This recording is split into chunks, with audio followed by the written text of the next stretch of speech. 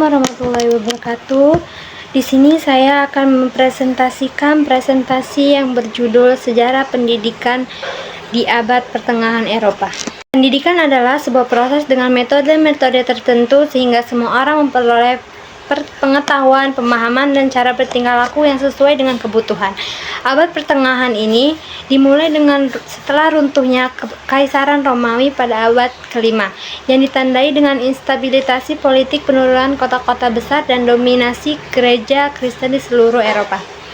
Pada awal abad pertengahan, pendidikan hanya tersedia bagi segelintir orang, terutama kalangan elit dan gereja.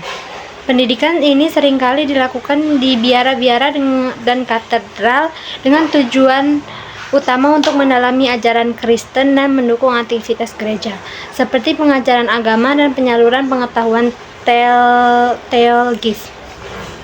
Abad pertengahan Eropa yang berlangsung pada abad kelima hingga abad ke-15 merupakan periode penting dalam sejarah peradaban Eropa. Yang berlangsung pada abad kelima hingga abad ke-15 merupakan periode penting dalam sejarah peradaban Eropa, meskipun pada masa ini terjadi banyak perubahan besar. Salah satunya adalah perkembangan dalam dunia pendidikan. Pada abad ini, pendidikan hanya mengalami perkembangan yang terbatas, terbagi antara kalangan elit dan rakyat biasa. Kondisi perkembangan pendidikan di abad pertengahan Eropa. Ada beberapa kondisi yang ada pada perkembangan pendidikan di abad Eropa. Yang pertama, kondisi sosial, yang kedua kondisi ekonomi, yang ketiga kondisi politik. Kondisi sosial.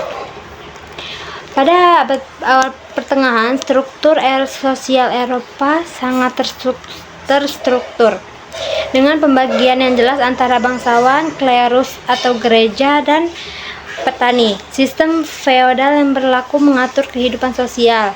Ini juga mempengaruhi akses terhadap pendidikan. Yang kedua, kondisi ekonomi. Kondisi ekonomi di abad pertengahan, terutama pada awal periode, sangat bergantung pada pertanian. Sistem feodal yang mendominasi Eropa pada saat itu menciptakan ketimpangan dalam distribusi kekayaan yang juga berdampak pada akses pendidikan. Yang ketiga, kondisi politik. Politik pada abad pertengahan sangat dipengaruhi oleh kekuatan monarki dan gereja. Kedua institusi ini memainkan peran besar dalam menentukan arah perkembangan pendidikan.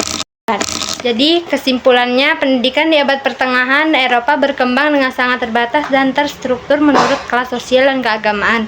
Pendidikan hanya tersedia bagi kalangan elit yang terlibat dalam gereja atau pemerintahan. Meskipun pendidikan lebih berfokus pada agama, sistem pendidikan yang terbentuk pada abad pertengahan Eropa memberikan dasar yang kuat bagi sistem pendidikan modern yang kita kenal sekarang. Baik, sekian dari saya, kurang lebihnya saya mohon maaf. Wassalamualaikum warahmatullahi wabarakatuh.